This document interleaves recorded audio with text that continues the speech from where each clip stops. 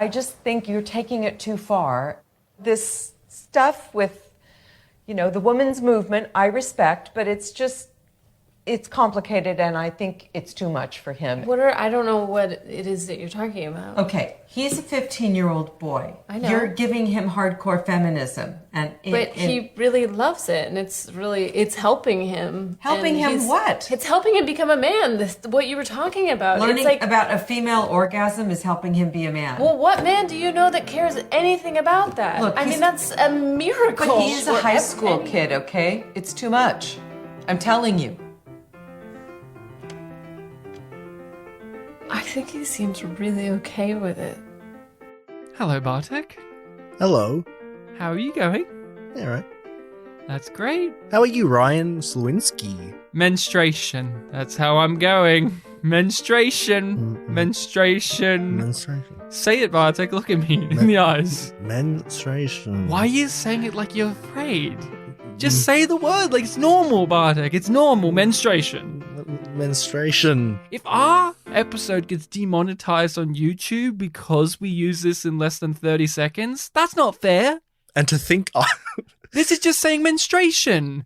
I'm not saying any naughty words. It's just a part of the body, a part of the cycle for some people out there. Menstruation. I think it's fine. I think my original idea of starting it by going, hello, art fag, would have been, a bit more grounds for that. Menstruation, please. Ryan makes a request. She said something like that at one person, didn't she? There was someone next to her. She said, I wish I wrote it down. There was one funny line in that big monologue of menstruation where she said his name or something, right? Yeah, it was like, Simon, menstruation? It was like a question. Menstruate? Yeah. So we are here, Spit and Polish presents to Menstruating. Talk about menstruation. What? In a way, yeah, because we're a movie podcast, or you know what movie starts with? M. Just like the word menstruation. There you go. You know what's funny? We've said it so many times, but still not as many as that scene. Very interesting. Well, we haven't had a whole group do it yet. Okay, listening people, you have to say it. 3, 2, 1, play. All right, we are here to talk about a movie that was recommended by you specifically, Bartek. So wait, is that how Pictures Powwow works? Yep, you recommend one, then the next episode is me, then the next one after that is the listening people. So people, you can recommend us movies by emailing us or hitting us up on social media. All of that is in the description below. But what did you pick as a film? The film that I picked was the 2016 American film, 20th Century Women. Yep. We're going to go into spoilers for this, but before we do, could you give just a brief overview of what this movie is, just to entice people to give it a look before we go into our usual discussion of plot and our history and all of that? Yeah, so this is a film where you can apply, bits of a couple of labels, a bit of a comedy drama, bit of a slice of life, bit of a character study, a coming of age film. Period piece. It's very firmly set in 1979, the 70s. Mm-hmm. You get a lot of historical context going on there, and it's basically following... autobiographical film, semi-autobiographical film? Yeah, in an allegorical sense. It's following a group of people that live in this apartment building, or this building with shared, communal space. Yeah. And you get to know each of these characters. You get their backstory in more detail than you would expect from a film. And basically everything that you follow the characters doing, you have that information in your head, and you start to get a, picture of who these people are through what they're doing and what you've learnt about them and what little you know about, in some of their cases, what they're doing later on. And I guess the central kind of movie pitch to this is an older single mother raising a teenage son enlists the help of 2 other women, one of them being the son's friend, and one of them being an older, a woman in her mid-20s. A sort of big sister. Yeah. Big sister. Who is just a boarder in their house. And so it's these different generations of women trying to raise this boy, and all of them coming to terms with multiple things, including the child, and about like how much of a masculine influence should there be, can we do it without it, all of that is there.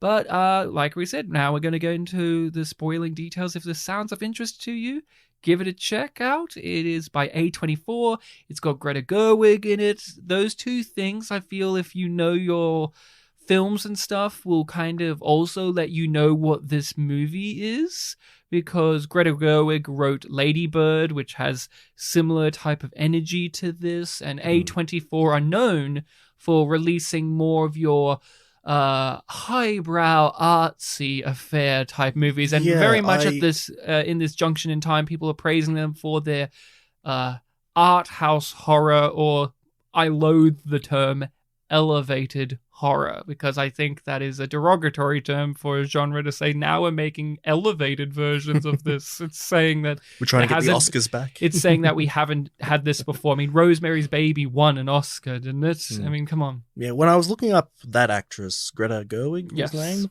it said that she's a well-known figure in the cinema known as like mumblecore or something like that. Yes, we've talked about mumblecore on the pod before.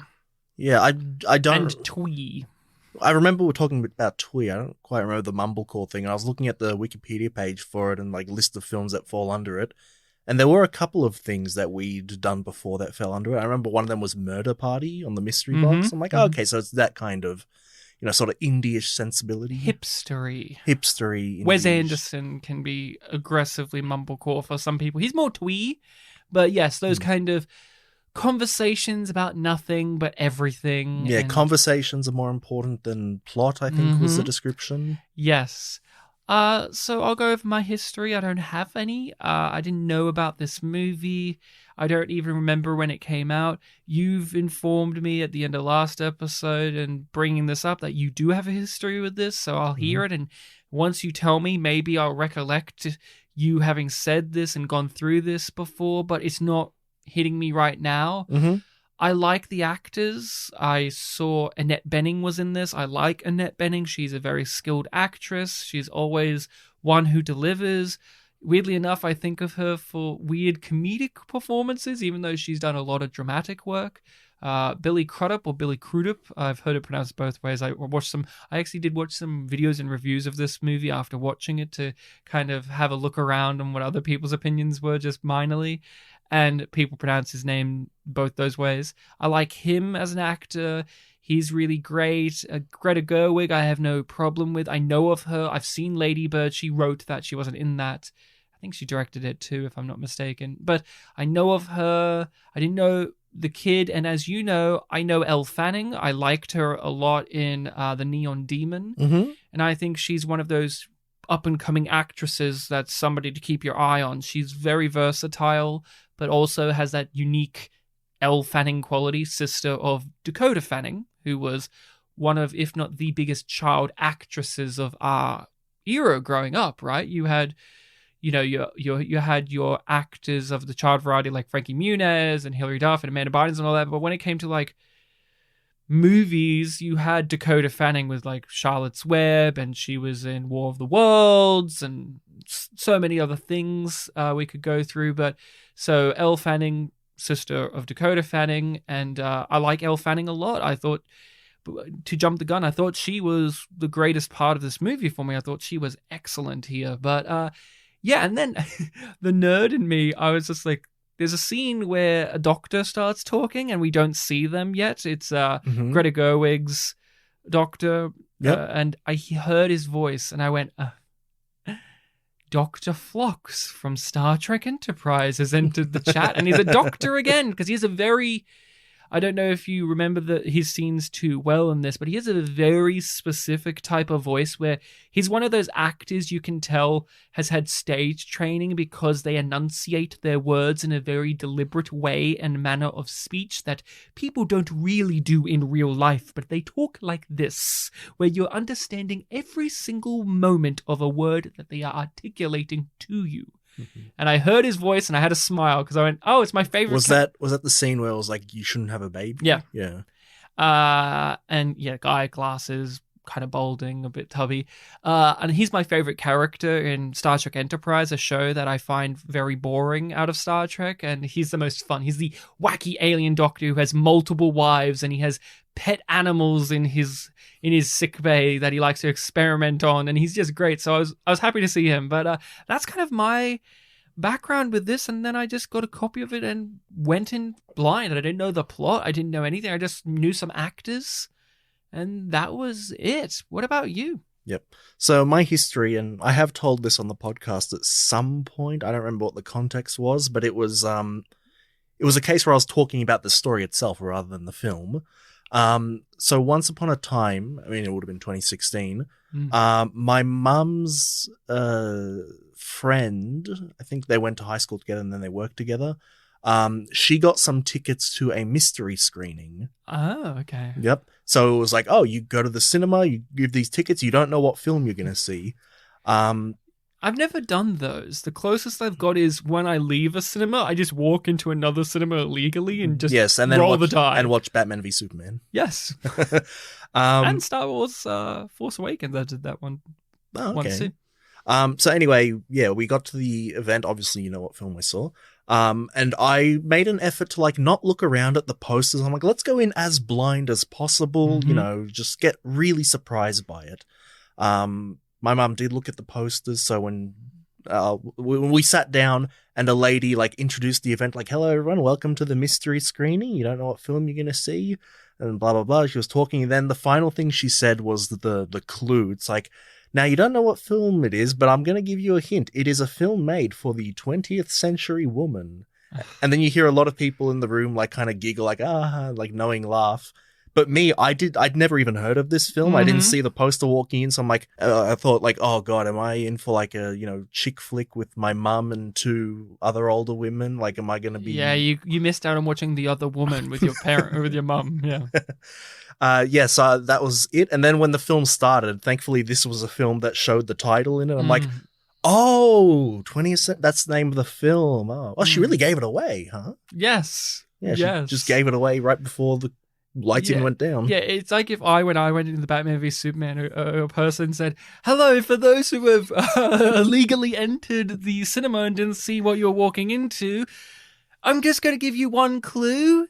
It is a film about a Batman versing a super fellow. A man who is very super in a lot of ways. And there's a sort of dawn of justice after it all. And then I sit there and then they play 10 Cloverfield Lane instead. I'm like, whoa, what? I just saw this movie. I went from this movie again. Oh boy, crazy stuff. And then they come out pointing, it was I tricked you. I tricked you. I see you. And then you're like, oh, so that's why everyone was really confused when you said that. Yeah. You confused the whole room just to get at me. Yeah. There was just some people whispering, I thought I was here for that 10 Cloverfield Lane movie. Shut up. He doesn't know. There's some of them in the room did know. I'm too embarrassed to get up and leave. I'm just going to sit and watch the film. And I sit and watch the film, but it's there's this cinema manager person just standing there with their arms crossed looking at me. But I don't care. So the film played. And I remember when we got out, my mum and I liked it. I think my mum's friend thought it was all right, and I think her friend that also came with us wasn't into it. Okay. Yeah. So quite an array of reactions were had. Yeah, and it's one of those films where, I'd seen it and it was a surprise thing. I've mentioned before, when I saw films with my mum in the cinema, in the past decade, it was a lot of her taking me to see something and me just blindly saying, yes, I'll go see it, just, for a bit of a fun surprise. And then this was one I was like, oh, that was a really good one, but I hadn't heard of it, walking in. I guess I haven't been paying attention to films, but ever since then, I've never really heard anyone talk about it.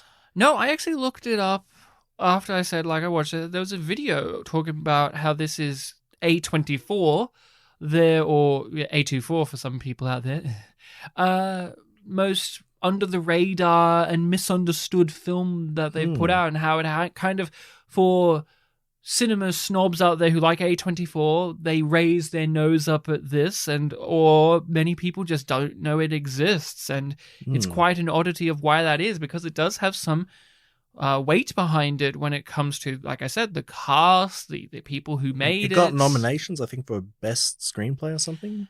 I didn't know it. When you actually said last week, 20th Century Women, I was like, is this hidden? Like, in my brain, I for some reason imagine Hidden Figures, the movie with Octavia Spencer and... The Space Control. Yeah, with Kevin Costner, of course, and... a film that I saw the trailers for a million times. Seeing with my and mum. Sheldon from The Big Bang Theory's in that movie, too. Wow. But yeah, so in the years... proceeding after having seen it, I didn't necessarily remember too much from it. I remember things here and there, but it always just stuck in my mind of like, I still haven't really heard anyone talking about it. So let's rectify that. What was it like to revisit? It was interesting to revisit. It has a very, using one of the terms you said before, the indie sensibility to it. A lot of the characters, talk in a way that, feels very scripted, but very deliberate. The characters all, have their characterization, they, which reflects, who they are, things like that. And it's just really interesting seeing them bounce off each other and seeing these moments that, because you feel the script feels somewhat artificial, but because of the performances feel kind of genuine. Yeah, I definitely got that, where the actors are giving really naturalistic performances to very scripty dialogue at points where, say, this is different, of course, but Tarantino's dialogue is never natural. But his actors don't give natural performances. They give specific genre piece performance. Like John Travolta in Pulp Fiction is not giving this type of performance, right? He's giving a B-movie kind of crimey thing with his element of being John Travolta. You know what I'm saying there? Yeah. Usually that, or David Lynch movies, right? Where David Lynch will have his very certain way of speaking and Kyle MacLachlan will play it weird because it's weird. Like Dale Cooper's not a normal naturalistic performance for an actor. It's weird. But no, I was positive walking into it. My wife Rachel, for whatever reason, was not on board before even getting any information. She just kind of winced and went ugh. And when we were watching it, before we watched it, I was like, I'm not in the mood for it. But she watched it with me, and I was kind of just like, no, I'm going to take it at face value. I don't know anything about it, like you, a mystery. But I was keen because, I saw some actors' faces at least, and I said, oh, no. And then when A24 popped up, I went, oh, even better. I've liked their movies before. So I felt more comfortable, even though my wife was walking in negative to it. So I had like this energy of like, yeah, I really want to be in this movie. And unfortunately, I never got into it. My description of it would be, I was always a step or two behind. Whenever I felt like I was getting comfortable in a moment in the movie, it's like an electric shock would go at me because it has certain things that are pet peeves of mine. So it's not as if my criticisms are necessarily going to be, the film did this wrong, blah, blah, blah. This is definitely a case of preferences for me. So when I say like this thing was wanky, for me it's wanky. For you it may not be as a listener, or you Bartek, but if you listen to our pod well enough and if you know me well enough, certain things I'm going to bring up in this discussion may not be a surprise why they don't gel with me. And I've done that even with movies I like, where it's just like, I like Space Sweepers, right? But there were things in that movie where it's just like, that doesn't gel with me. I would have preferred this. But the movie still works, right? This movie is, it works as a film, but they were just, once I was like, okay, I'm in this scene, then they'll do something that I find particularly grating, and it would just take me out of it. So, for instance, I'm enjoying this conversation, and these characters are going to make out. Okay, we're going to progress with this, and then it'll be, no, before we have sex, take my photograph. Make a story or something. And here's when I knew the movie was going to be like that. When Greta Gerwig's character, the one who has the Ziggy Stardust hair, which I instantly clocked. I was like, I know what you are. Took the photo of, I do believe it was Elle Fanning, and then shook the Polaroid, and she's like, I'm taking a photo every single day. Everything that happens in my day. Everything that happens in my day in my life or whatever. I instantly knew that I was not going to be gelling with that, because that's that kind of hipster shit that keeps me at a distance. Such as when that happened, I said to my wife Rachel, and she didn't agree until later in the movie, but it made me think of American Beauty, the film starring Kevin Spacey, the iconic Kevin Spacey. Have you ever seen it? No. There's an iconic wanky moment. That film's pretty wanky. I like American Beauty, but it holds me back from loving it. Where one of the characters is like an artsy-fartsy, filmsy student guy, and he's like filming stuff on his camera, and he's filming this plastic bag just blowing in the wind. And he gives such an incredulously pretentious monologue about how it's like life, and I'm documenting this moment, and how life is fleeting like this bag in the wind. And I'm like, shut up, it's just a plastic bag, you fuck. And that's how I felt about her. Yeah. And then I was like, oh, it's going to be this type of movie where there's going to be those things throughout it that makes me go, shut the fuck up, I hate you. But then I would be really drawn to the characters because, as you said, they give really naturalistic and well-honed performances, but it's that script, man, always pulling me out. Those actors are doing God's work for me in this movie, where I want to like these characters because of those actors, more so than the script at points. And again, the script has really great moments here, but also lots of moments that it was just felt as if it was directed at me not to like it. Mm-hmm. What do you think? I agree with the wanky term. I agree with the wanky term. Quotation Bartek 2022. Every day. Every day, bro.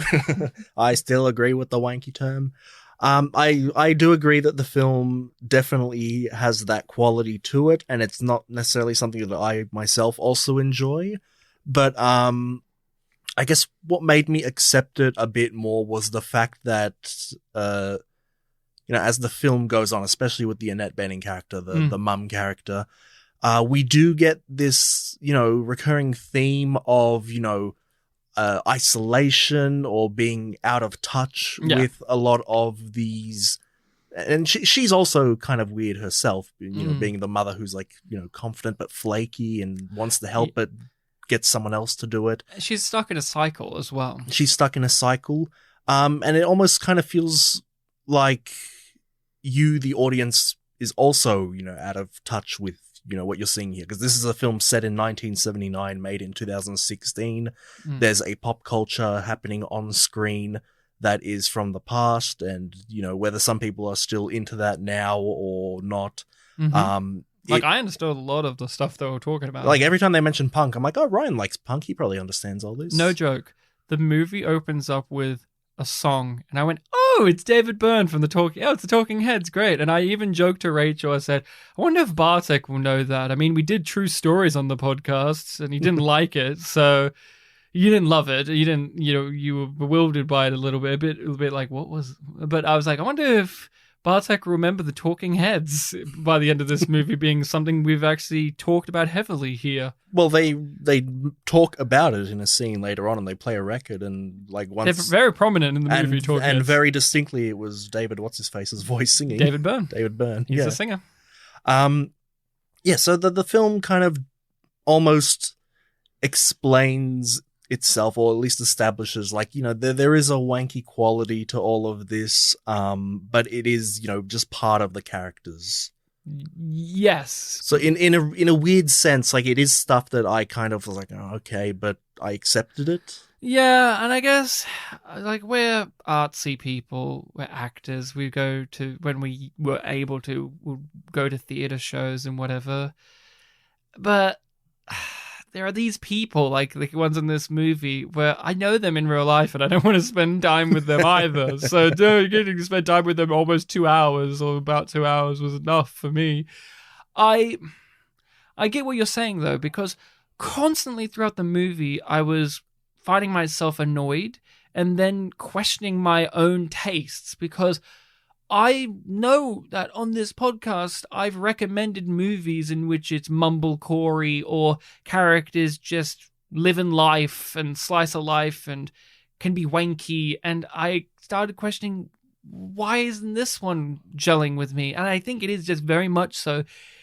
They're the type of people, these specific people, and that I just don't like. Mm. And that's it. It's simple as that. I just don't like these type of people. Where, like I said, like the American Beauty thing was like, oh, shut the fuck up, you stupid. Like when Annette Bening got pulled over by the cop, she did that whole thing where she's just like, actually, no. How about you tell me? And I'm like, shut up. That Stop was being so fucking clever as a writer and so witty and smarmy and shut That up. one was a bit too far for me, I'll admit that. Yeah, the cop thing. It's like, come on, I know how this is going to end. Yeah, right. And there was many moments like that that just kept me out of it. Rachel hated it. My wife hated it. I didn't hate it. It was more just, oh man, I felt like I got punished sometimes because it really is that thing where it's kind of hard to boil down, where you as an individual viewer have things you just don't like. Yeah. It doesn't mean those things are wrong necessarily, but you just don't like them. And so this movie just grinded my gears so many times because it was just doing things that I don't like. Such as, the whole kind of... I'm trying to articulate it. No, that's fine. There's a whole slew of conversations revolving the sun, going around, and this is the thrust of the movie. So when I'm making this criticism, it's not as if this is a fault. It's just I got frustrated with it and this is the goal. It wants you to get frustrated. Yeah. I understand that. But there's this point where I just go, what does this kid have to fucking do to get a break? Like the main kid, like what does he have to fucking do to get a break? Things were fine before, and every one of these other characters has decided that things weren't fine. So they're gonna do this fucking weird little social experiment on the kid and gaslight him like a motherfucker. And then the movie eventually gets around to that point where the mother tells him why she did all this, and he was like, yeah, but things were fine before. And it's like, yeah, they were fine before.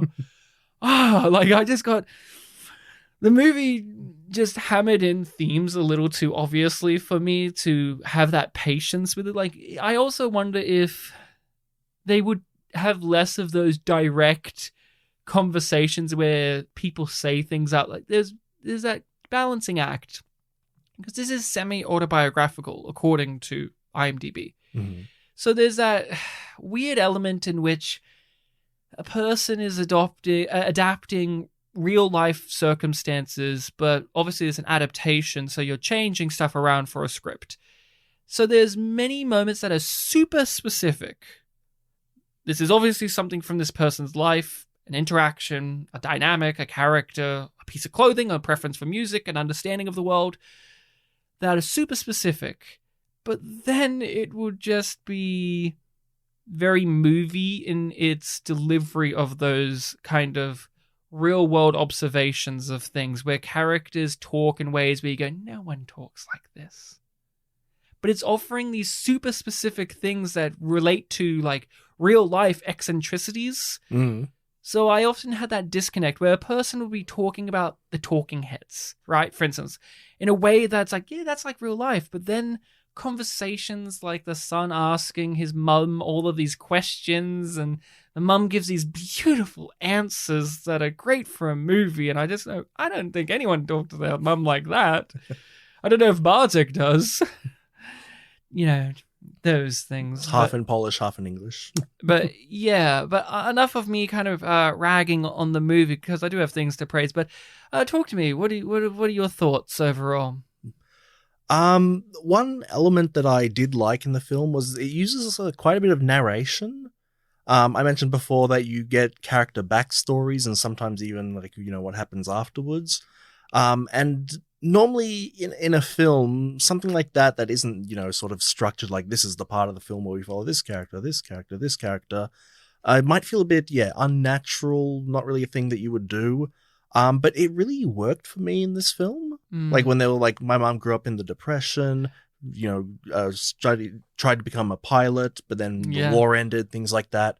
And then that gets later on sort of mirrored or flipped to the other side when the mum talks about the kid, her child, Jamie. And a lot of the things that he was saying are sort of repeated, but for him, it's like, for her, there were no TVs or something like that. For him, there are TVs and boredom and things like that. And it really shows this dynamic of like, they grew up in different times and also they have their own view of what the eras that they both each other growing up in is like. So, like, oh, mum's time was boring, but for her it was fine. My son's time is overstimulated, but for him, he likes it. It's his time. And it just really, helps build up these characters. And like I said before, it's a thing that you keep in the back of your head whenever you see the characters moving forward. That helps you, believe them, whether their, dialogue is a bit too overly flowery or not.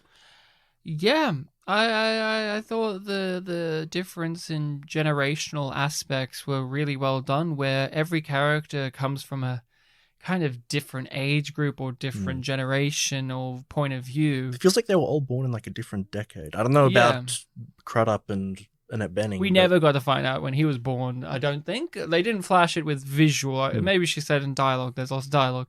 But I agree, and I also thought they kept the narration dynamic by having every character basically have a moment of narration, and also flicking between past, present, and future events to talk about in their monologues. And that was interesting because, when it starts talking about the future and the mother dies here and the internet evolves and becomes a thing, and I'm the type of person who during Y2K prepared for it and then died before it even happened.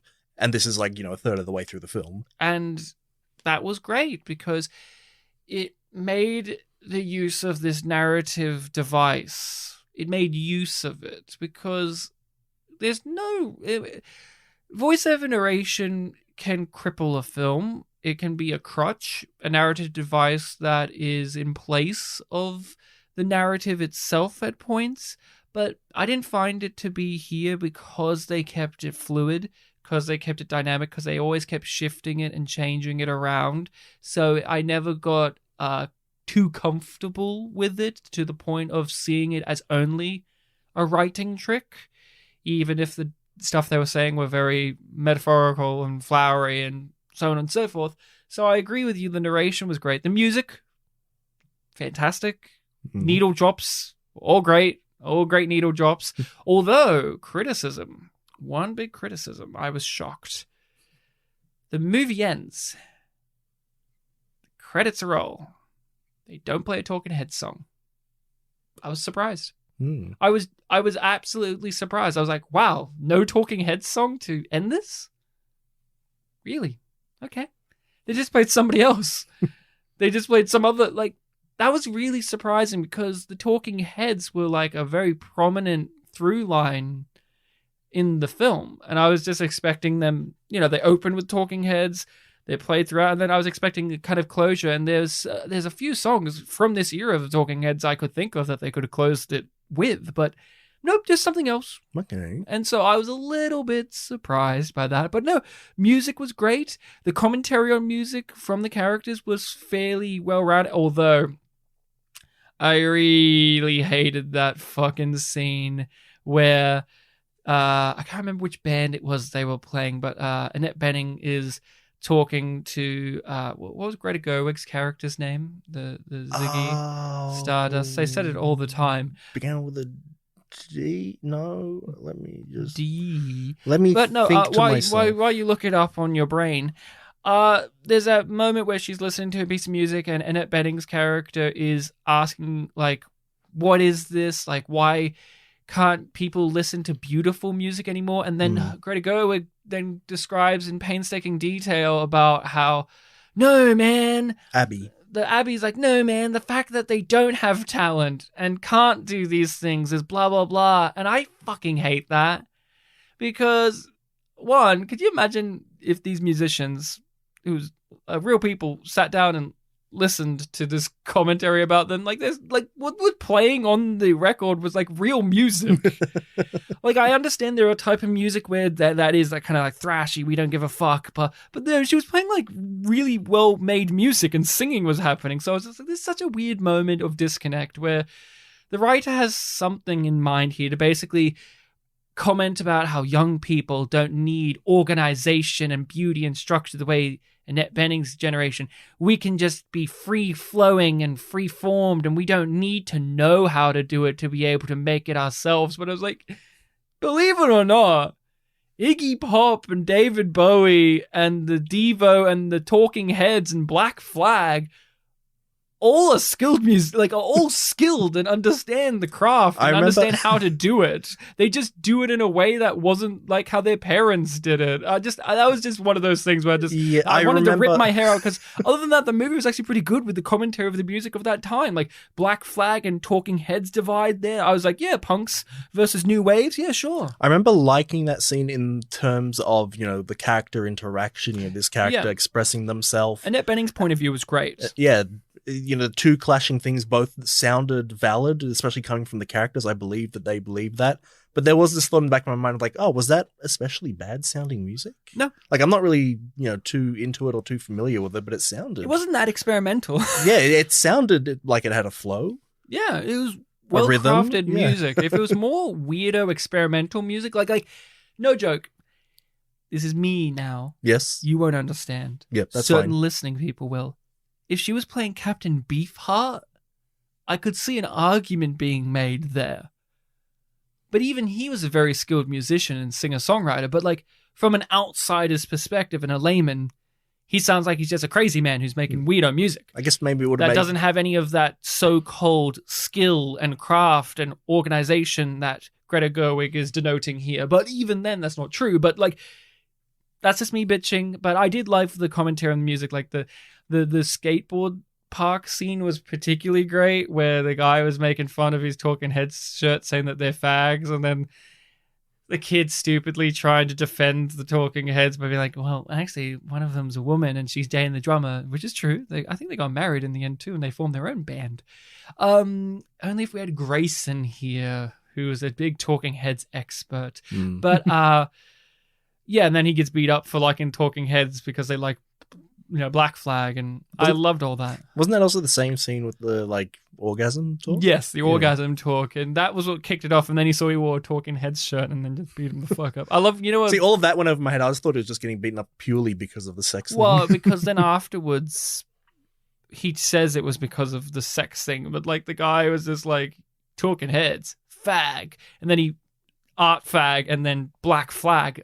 A part of it, a major factor, was his tastes in music. Yeah. And we still understand that that's a thing today, but it really did throw you back to the time period in which there was a huge kind of me versus them attitude when it comes to music, wasn't there a big gender, race, clothing, wasn't there a big masculinity, like punk femininity versus disco kind of thing back yeah then? oh yeah. And yeah, very much so. And it's silly. I mean, my parents love punk music, but they also, you know, it's funny nowadays to look at it because most people agree like the Talking Heads are one of the greatest bands of that era. So it's kind of funny, and you know, there's no reason why punks can't love other music. It's one of those silly things where it's just how people are, even with today's things, whether it's moved on from music preferences to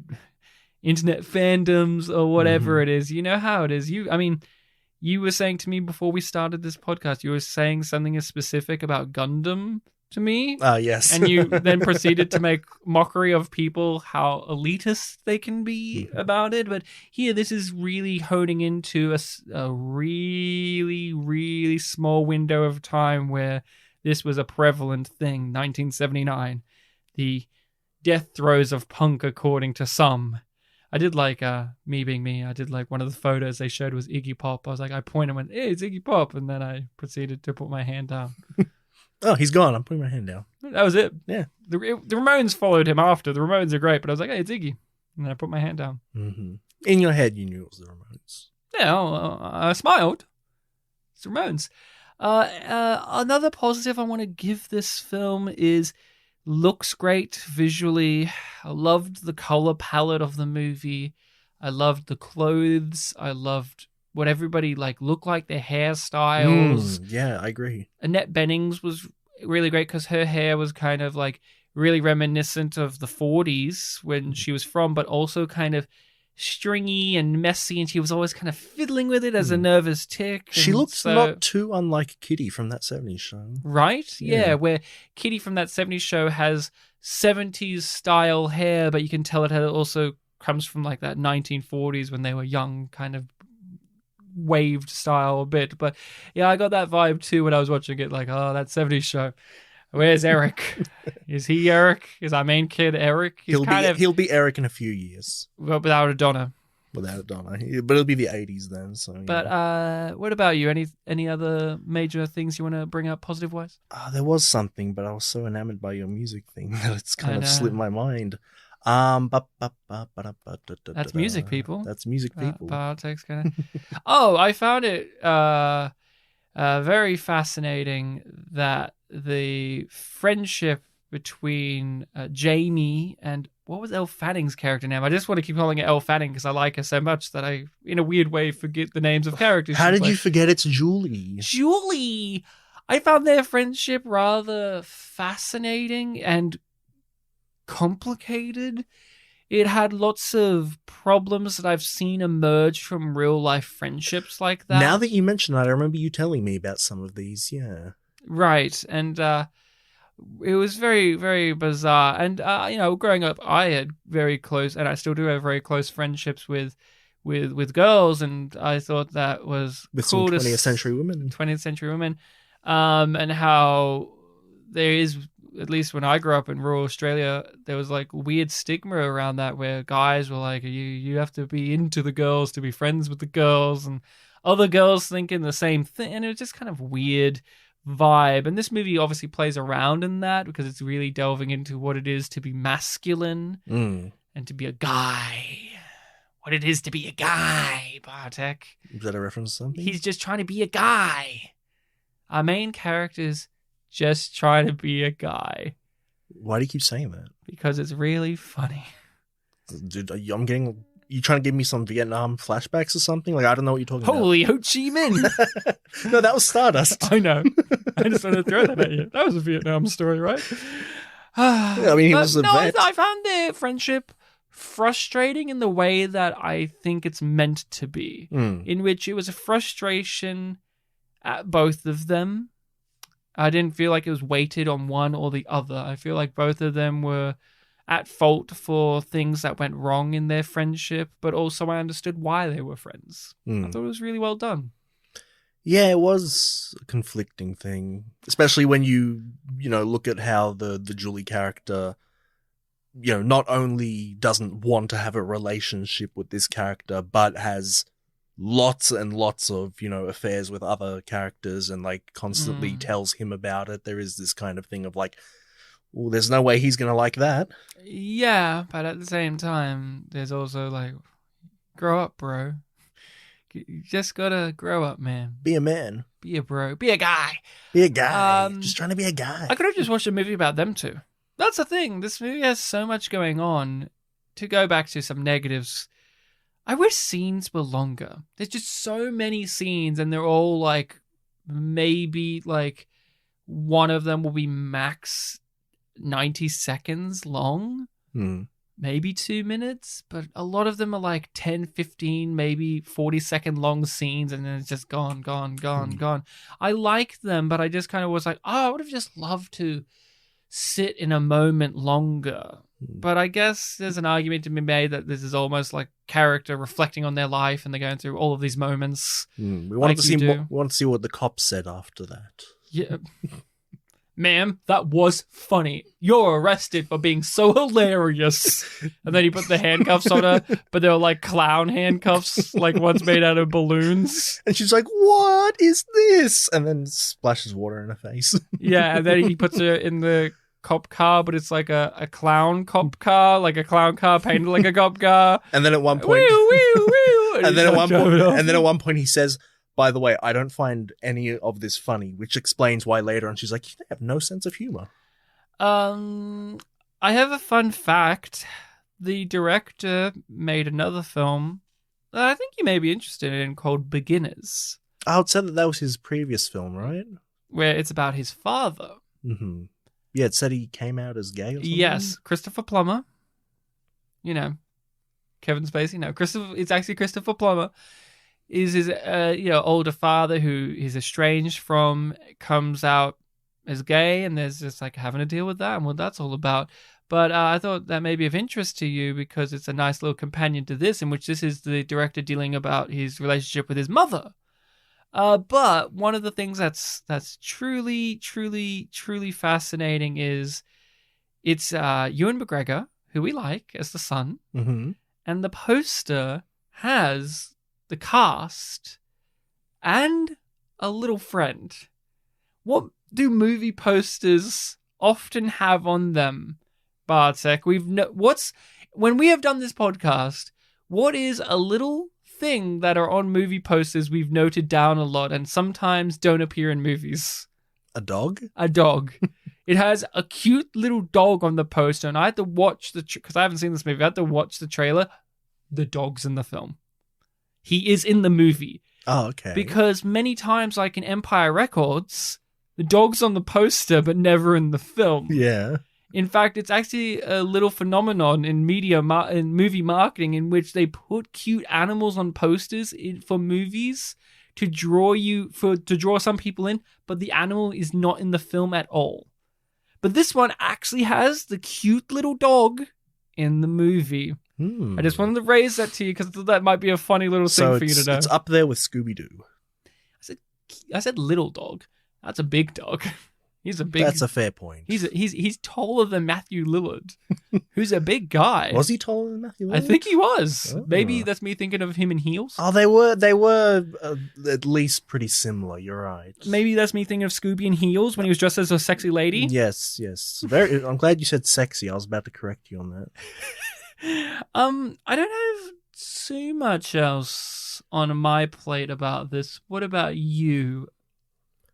I guess one of the big things I really like about the film, which I've already, kind of said, is just that everything feels like it makes sense when you get it. Like, even though it is, you might think it's wanky, you might think it's a bit too artificial, or you might think like, oh, I didn't like that.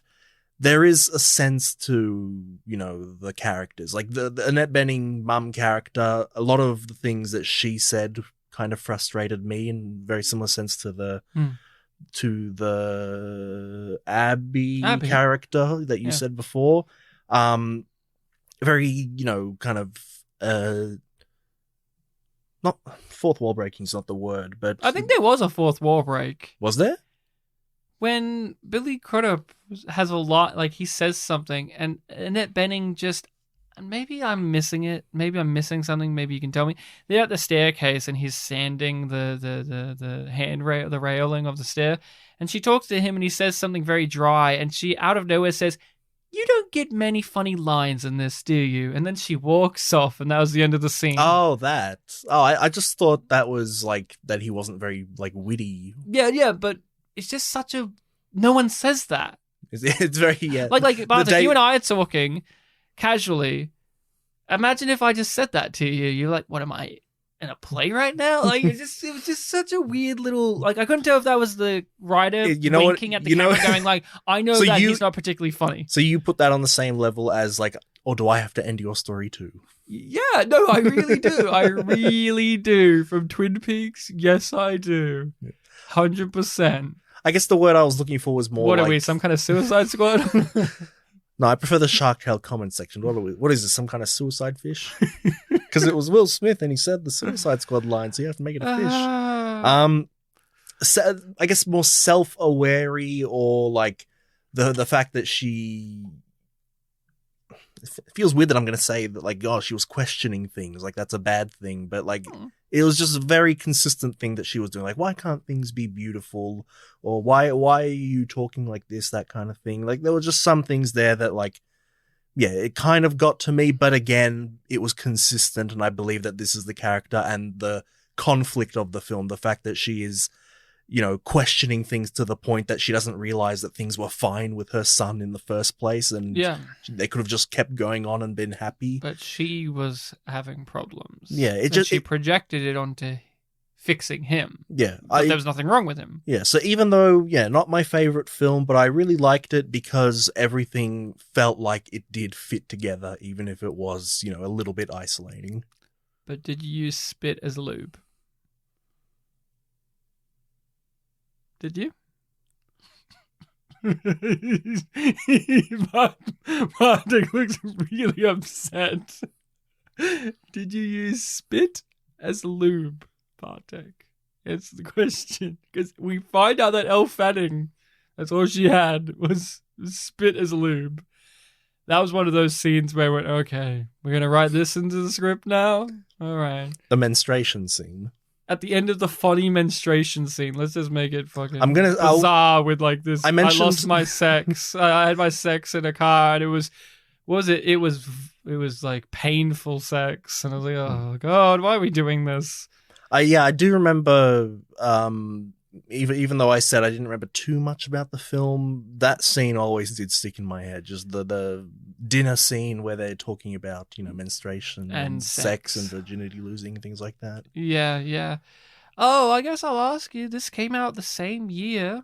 Elle Fanning, Neon Demon. So this and Neon Demon back to back. Mm-hmm. And she looks basically the same, of course, the long blonde hair and, same looking age, of course. So, I mean, I was curious of what you thought of her in this, because have you seen her in much else other than Neon Demon in this? I think when I looked up the filmography, there might have been one other thing, but she was in Super 8. It's completely slipped my mind. I can't remember what it would have been. But no, she was excellent. Like I said, all the characters in this felt like they were very well characterized, very believable, and even though she also had a lot of those very, indie frustration-y, wanky things to it. You don't love me. You love your idea of me. It sounds like something, we've said that kind of phrase a million times on this podcast. Obviously not about ourselves, but about characters in the films, like in Bedazzled, things like that. Again, I think all 5 of our leads were very good. Yeah, I was just curious because you found her hard to grasp onto in the Neon Demon, her character and her performance. And I found it rather interesting that she's here and she's playing the teenage girl who's a little bit selfish in her own right and doesn't think about others, but also seems like a nice enough person. I was just curious because, it's one of those things where I just go, here she is, same time period. But, she was in Maleficent, if that helps you. I'm trying to find out what you would know her from. And, of course, Robot Chicken, Bartek. But no, she's great. I thought she was... Yeah, like I said, she's my favorite. I don't know if it's just because I've seen her in a bunch of things. But, this is Neon Demon back-to-back. Trumbo. She was really good in Trumbo as well, actually. I thought she was... Yeah, I haven't seen Trumbo, but I've been curious about it. Oh, yeah. Top of the filmography, I Am Sam. I know I've seen that, but I don't really remember it. She was a voice in Astro Boy. And she was in Curious Case of Benjamin Button. Oh, she was in Daddy Daycare. I've seen Daddy Daycare. Was she actually in Daddy Daycare? It's second on the list. I Am Sam, then Daddy Daycare. Oh, wow. There you go. Daddy Daycare. Far out. I've never seen that movie. I saw it when I was young. And I think we've so long. threatened to do it on the podcast because it seemed like such an unappreciated masterpiece. I think it is an unappreciated masterpiece for sure. Hear that, people? It's my recommendation next, if you're all right to move on. Yeah, we can do that. So I'm recommending a film, and obviously it's going to be Daddy Daycare, everybody. It's an Eddie Murphy film? It's an Eddie Murphy film. No, I'm actually recommending another film I haven't seen, but it's been on my watch list for a while, and I'm very fascinated about it. It is a movie called Bloodline, starring Sean William Scott. Ooh, Chester. Or Stifler, if you're, that kind of person. Okay. Wow, Bartek, you're gonna get defensive. he's obviously Stifler. No, Bloodline. It's a psychological. Here's what I know. It's a psychological horror film. Okay. And Sean William Scott's supposed to be playing a far more dramatic role than he has ever done in his career. Intense. That's all I know. And you know me, I love seeing actors step out of their wheelhouse. And you know me, I'm also a fan of him as an actor. I said that in our episode on Dude, Where's My Car? I usually like him in I think you said that every time we've seen him. Yeah, I've always liked him. I've always enjoyed him. He's always brought fun and good energy, and I've found him to be really, just one of those guys. But I like seeing him. So I've had this I've had this on my list for ages. When it first came out, I heard about this. I wrote it down. Like, oh, I want to see this. What year is it? I'd have to relook it up. I only just have it written down. But Bloodline from a few years back. Sean William Scott. We'll be doing that next episode. We'll see how it goes. See what it's all about. Again, I don't even really know too much about the plot. More just the general. It's more of a darker film with somebody who we know to be a comedic actor. So that'll be fun. I'm looking forward to it. People, listen in for that one next time. Make sure to give that film a watch in the interim.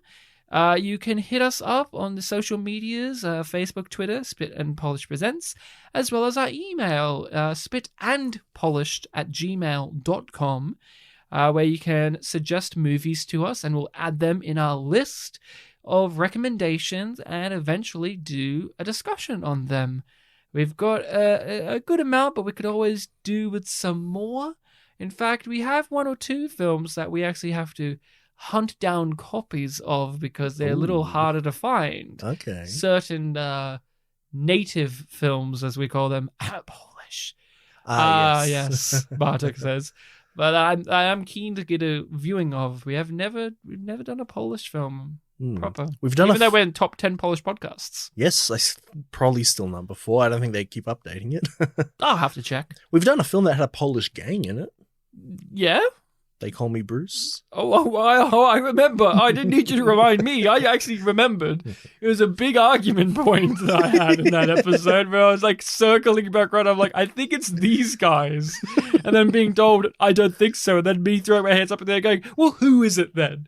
Give me somebody else then. And then there was never anyone else to point to. So I'm like, by default, I'm right. Oh, well, that was fun, Bartek. Fun Bartek and fun Ryan. Oh, but you see, it's over now. Bartek lived his life. A few years after this recording, he finally found his partner, who we don't get to see in the frame because that means we would have had to hire an actor to play them.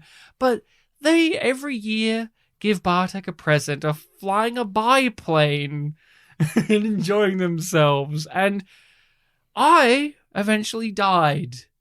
When? In the future, of course.